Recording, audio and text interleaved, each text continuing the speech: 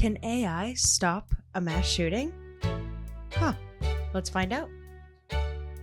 The solution is not easy to these issues, but here is a company that is trying to do something about it, which is, again, you set up these cameras, they're portable. And what they were doing is they were replacing specific atoms with 57 other elements. But just literally profound results, like can't find the tumor kind of thing. Hello everyone, welcome back to this episode of the Tech Optimist 3 Breakthroughs. Some housekeeping to get out of the way. Some of the voices that you'll hear today are Mike Collins, the founder and CEO here at Alumni Ventures, Matt Caspari, a managing partner here at Alumni Ventures, and of course, myself, Sam Herrick, your guide, editor, and tech note writer for the show. Let's get into it.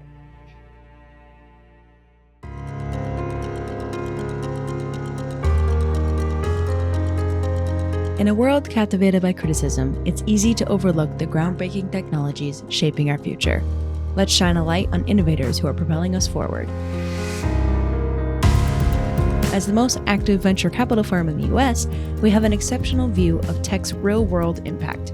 Join us as we explore, celebrate, and contribute to the stories of those creating tomorrow. Welcome to the Tech Optimist.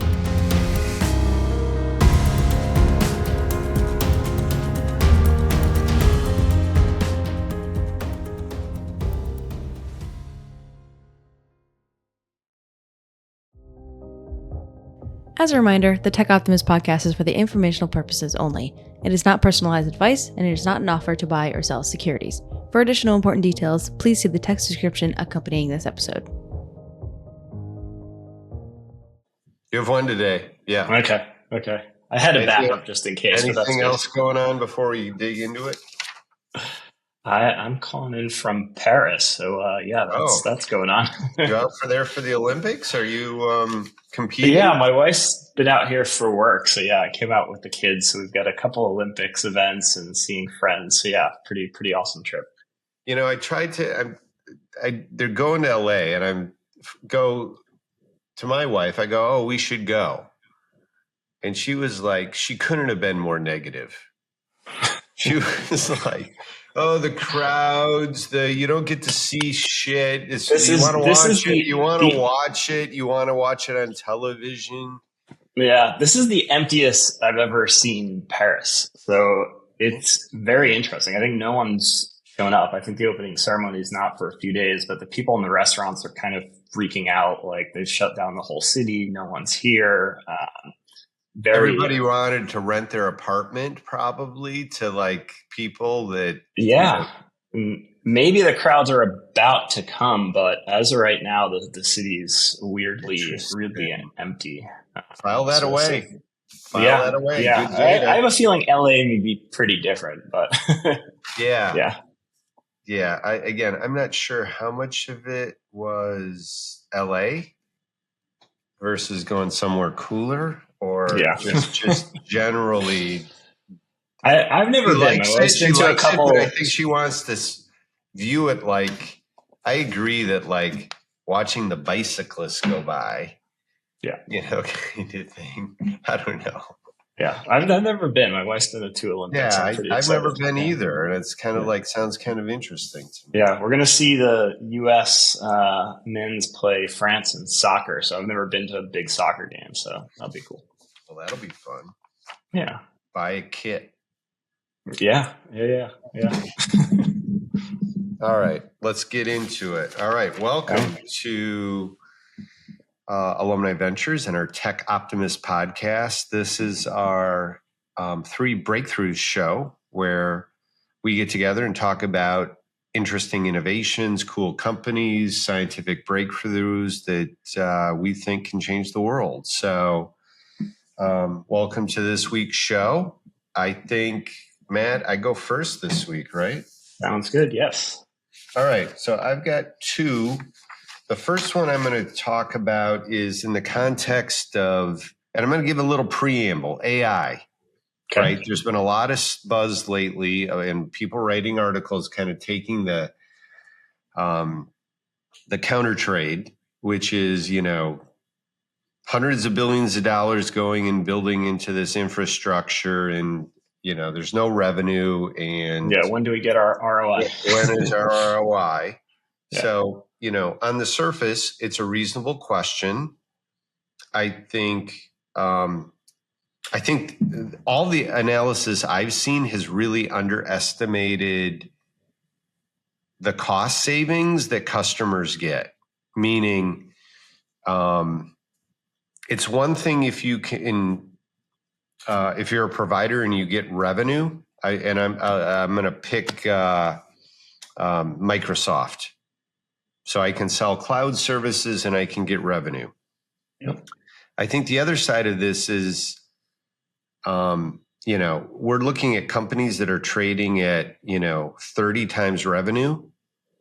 And if they can, and not only Microsoft, but their customers, if they can spend $1 of AI and save $1 of labor, if it's a $250,000 a year employee that you don't need to hire, and you have to put a 30 multiple on that. So that's, $6 million, $7 million per employee of every employee that you don't have to hire because you're using AI. I haven't seen enough of that kind of analysis Agreed. And just the increase in productivity you can get by shifting someone's time to higher output activities. And some of that takes time. A lot of these tools are still pretty new. So I think there's more to come. Yeah. So I wanted to use that as a backdrop to drop into my first point, which is a very specific use of AI that I think solves a real problem. And so this is a company called ZeroEyes.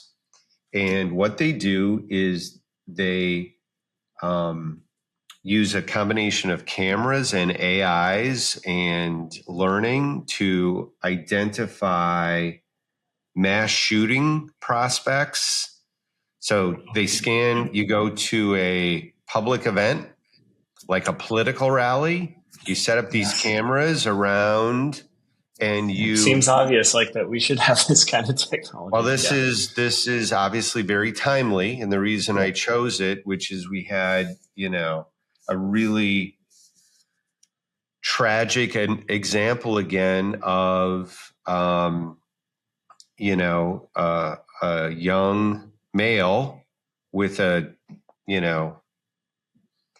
military grade gun, going into a public space and creating death and havoc. And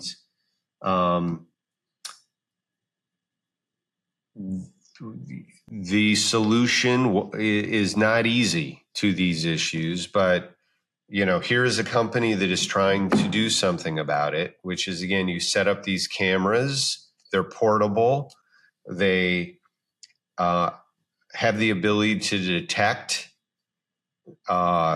these weapons before and better than people that are, wandering around. And oh, by the way, this example from the Trump rally, the Secret Service was there. There was there were people up on rooftops, and they missed it, and it was too late, and all of this kind of stuff. This isn't a music festival at a county fair where there may be a couple of local police people wandering around. So we've talked about drones in the past. I mean, as far as I know, it hasn't come out that there were drones used in that situation, which I think surprised a lot of people. Does this company use drones, or do you know where they're? Yeah, no, this company uses cameras on basically portable telephone poles.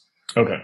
So you go in and you create a perimeter and you set up these things, you drive them in, they feed them. Again, the details of how they feed that into a communications vector, because it's one thing for the AI to identify it, then you need to get it to people that are going to do something about it in a very timely fashion.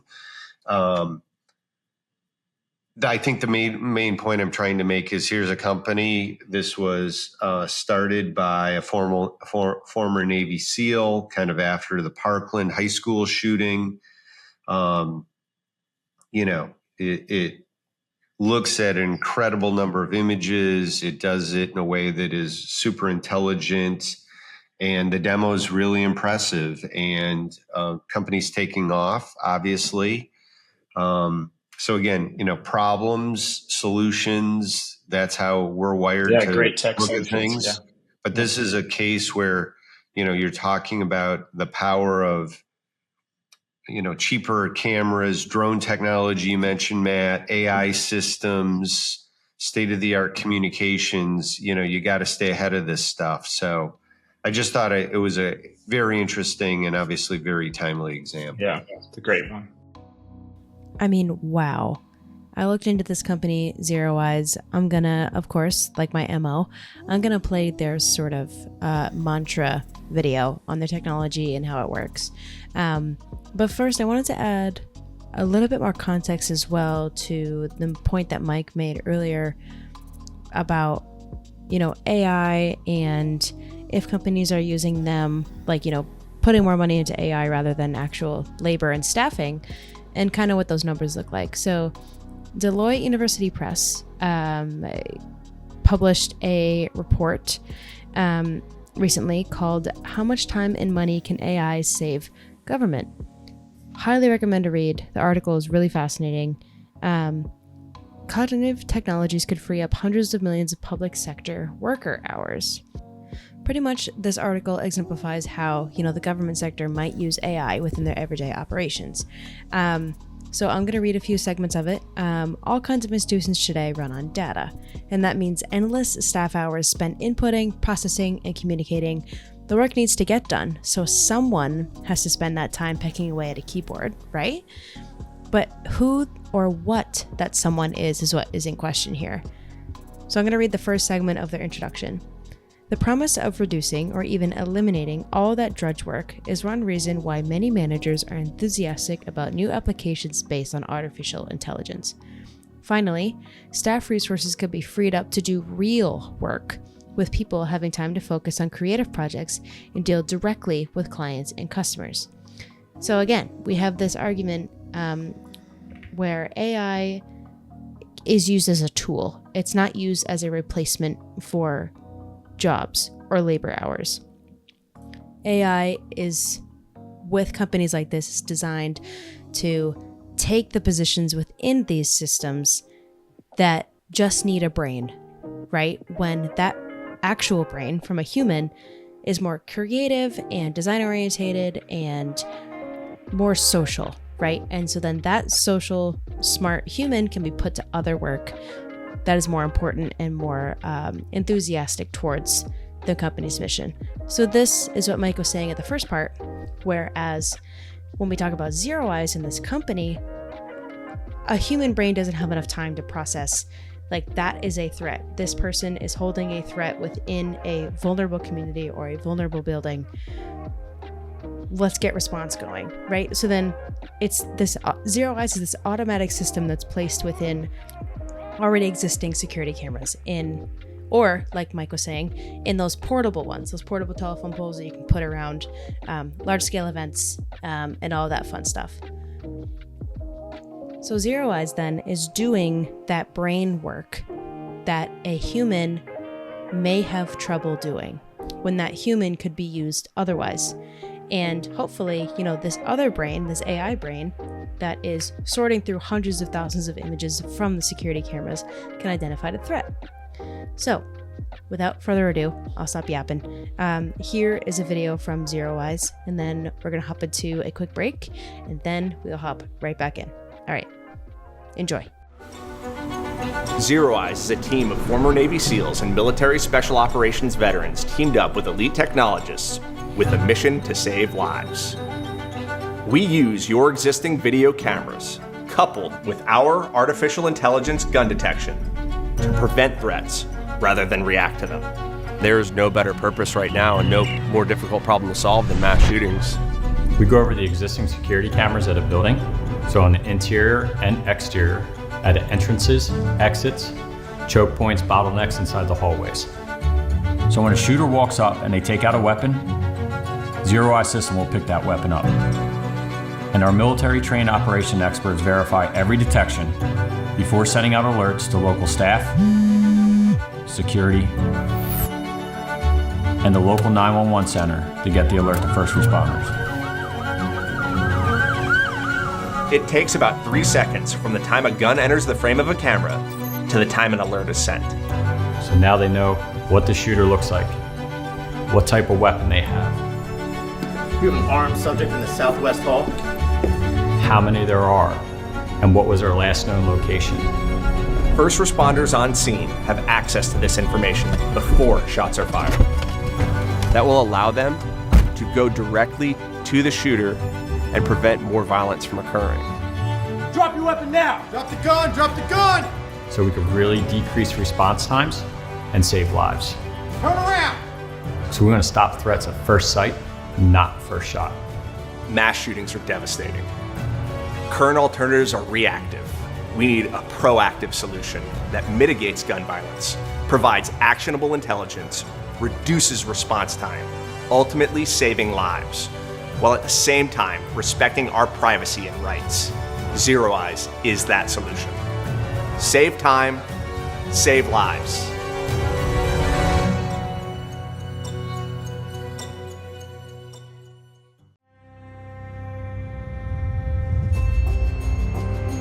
Here in Grand Island, we are north of Buffalo and south of Niagara Falls. And one of the major events that happened was the shooting at the Tops in Buffalo, New York. It was a mass shooting, and it brought home the idea that there are probably more strategies that we can employ, in our district to keep our students and staff safe.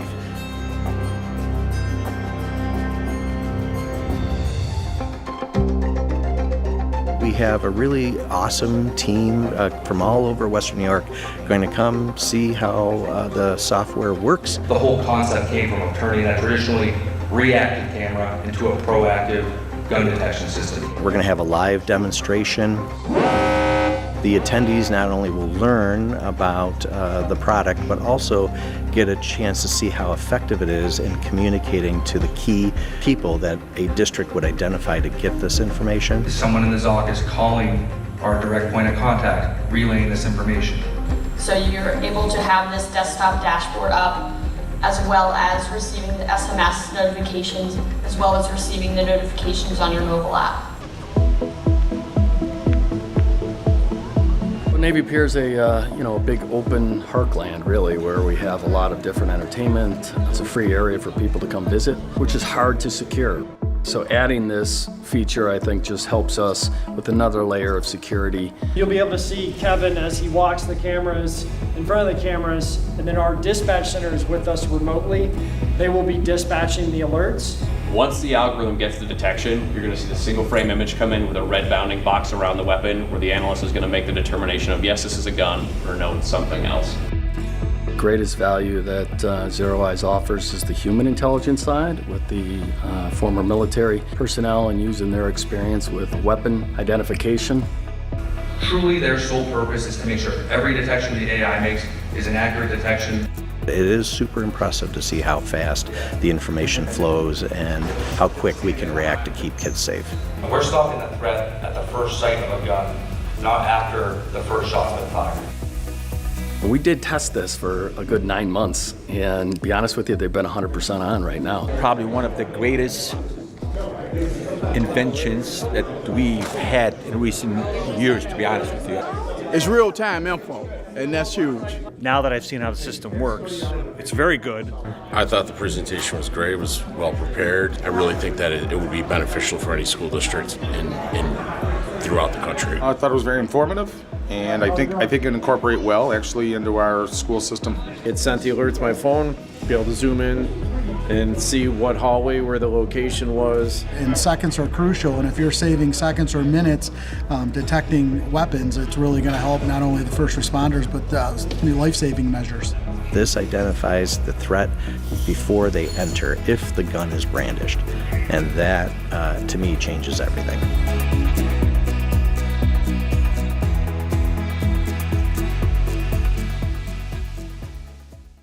Hey everyone, just taking a quick break so I can tell you about the Deep Tech Fund from Alumni Ventures.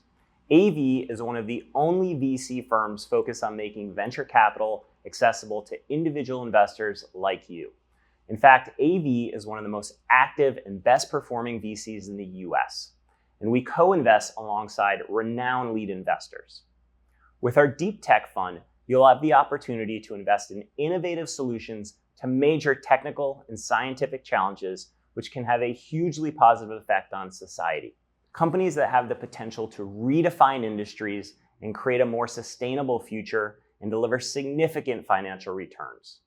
So if you're interested, visit us at av.vc/funds/deeptech. Now back to the show. Great. All right. What do you got? Yeah, so I came across an article this past week that was published by the Department of Energy's Lawrence Berkeley National Lab, or short, just called Berkeley Lab. So what they were showcasing was this really innovative approach that researchers have taken to find breakthrough materials for quantum applications. So quantum materials, just really quickly, these are materials that can have what we find to be very unusual properties because of quantum mechanical effects. So they can potentially do these amazing things, such as conduct electricity without any loss, completely change their properties with just a small change in temperature or a magnetic field. And what this article goes through is kind of the way that scientists historically create quantum materials. And the way they do this is they create defects in materials. So they're actually going in and replacing one type of atom in a material with a different atom. The problem is that these defects are very hard to create. So the way that scientists have done this is they create a lot of defects, then they evaluate them one at a time. And if a material doesn't have good properties, which is usually the outcome, they go back and they repeat the whole process. If it does show an interesting property, then they need to try and figure out what's going on and why. So there's just a massive number of combinations and possibilities. You can replace these atoms with all kinds of different elements. You can put them in different places. So what that means is it actually can create decades of work to screen and find defects in just one type of material. So where this starts to get interesting is this team flipped the process. They started with theory and then they finished with experiments. And the high level idea was to use theoretical computation as a guide to upfront identify what they thought would be a much smaller number of promising defects. And after they'd screen those using computation, then they'd actually fabricate the material. So they went through this. They predicted 750 different defects in a specific material. And what they were doing is they were replacing specific atoms with 57 other elements. So they go through this whole long process. And at the end, they found one material that had interesting properties. And this was a defect that had never been shown before. No one had ever seen this. So then they went to the step of actually making the material. They evaluated the defect. It actually worked. So this is pretty cool. They're able to fabricate materials. They're able to replace specific atoms. They actually had this quote that I thought was kind of interesting in the article. So they knocked out a bunch of sulfur atoms in this material, leaving these tiny little holes. They then applied a mist of cobalt atoms to the surface. And then they used the sharp metal tip of a scanning tunneling microscope to find a hole and nudge a cobalt atom in. They said similar to putting in golf. Okay. But pretty wild. And then they make this another analogy. There's a quote in the article is we're essentially playing with atoms like Lego bricks. So pretty wild. I think we're about to see a lot of interesting things happen in material science. We've talked about this a bit in the past, but this ability to just rapidly accelerate and change the whole scientific process using the power of computers and also these super state-of-the-art tools. I think we're in for some interesting things. Very coming. exciting time. I mean, this reminds me a little bit of work being done with proteins and protein folds and things that were just hunt and peck and slow and labs. And you're doing this now with technology and software and super advanced tools. And and they were using state-of-the-art computing resources that they have at Berkeley Labs. So a lot of this has to do with just the power of compute, where you couldn't have done this a few years ago. These are the benefits of all this AI spend and infrastructure that we were talking about coming online as them unlocks all kinds of and I think it also points, Matt, to this is another great example of scientists doing basic research. And it's like, this is all waste. Why aren't they doing something practical? And, a bunch of nerds in a lab somewhere moving atoms around. This is, without that, you don't develop a new battery technology that makes EVs possible. Yeah, so this is the future of computing, telecommunications. Like, this is going to change. Yeah, exactly. Yeah. Massive potential. Yeah. Good reminder. We're going to take a short break, but then right after that, we'll be right back. Do you have a venture capital portfolio of cutting-edge startups? Without one, you could be missing out on enormous value creation and a more diversified personal portfolio. Alumni Ventures, ranked a top 20 VC firm by CB Insights, is the leading VC firm for individual investors. Believe in investing in innovation? Visit av.vc/foundation to get started. Okay, the last one I've got today is, this is something that was in JAMA a little bit ago, but it's CAR T cell therapy, which has been around a little bit now. And to, again, the very simple explanation of this is really using a patient's own immune system to identify a cancer and basically target it and kill it, right? And there has been very profound results in certain blood cancers, some childhood cancers.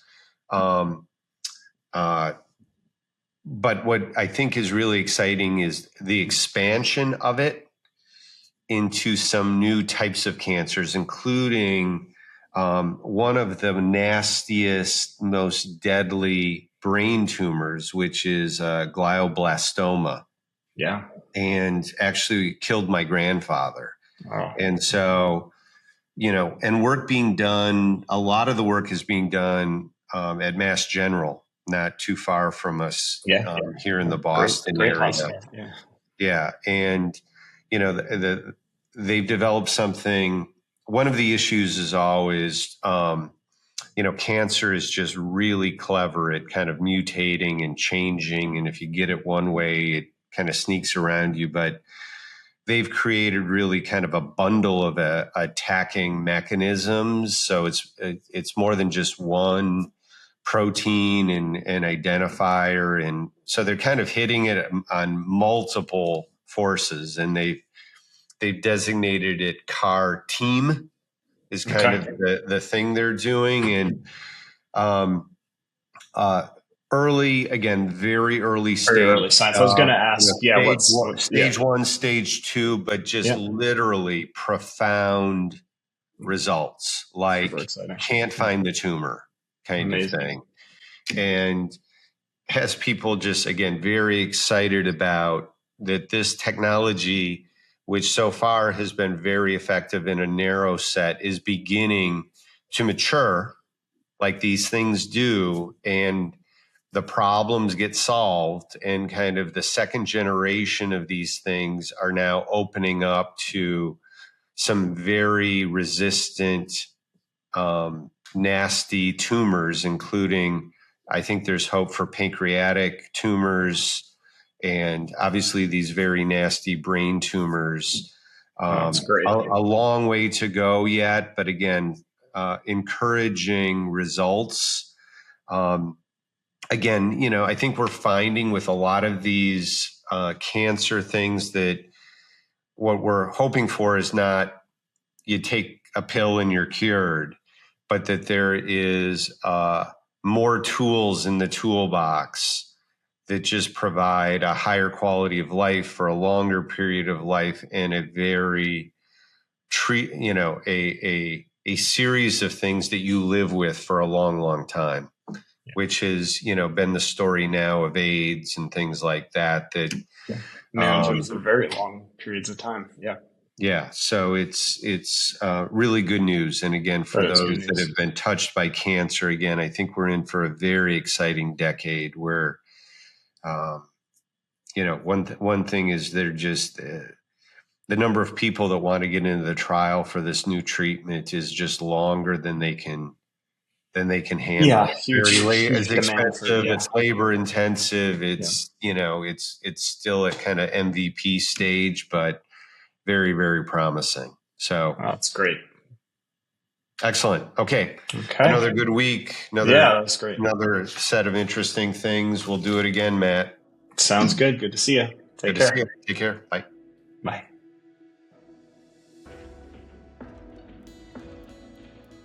Really quick before we wrap up this episode and before the outro plays, I want to provide a little bit more context onto what CAR T cells are and, what they do and sort of how they work better in context to cancer treatment.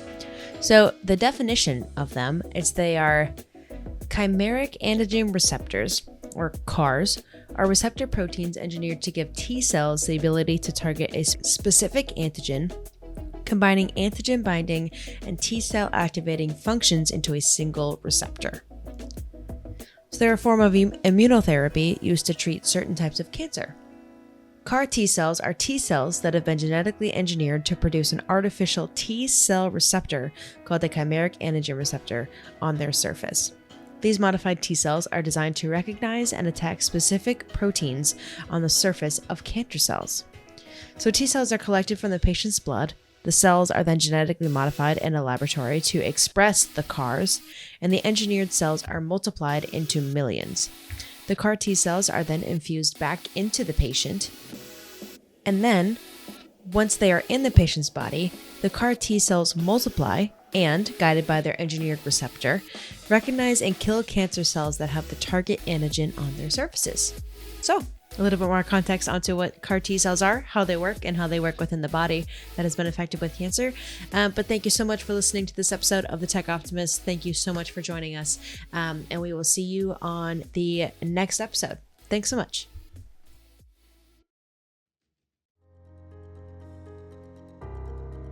Thanks again for tuning into The Tech Optimist. If you enjoyed this episode, we'd really appreciate it if you'd give us a rating on whichever podcast app you're using, and remember to subscribe to keep up with each episode.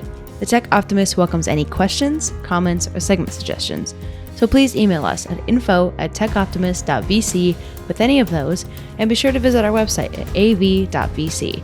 As always, keep building.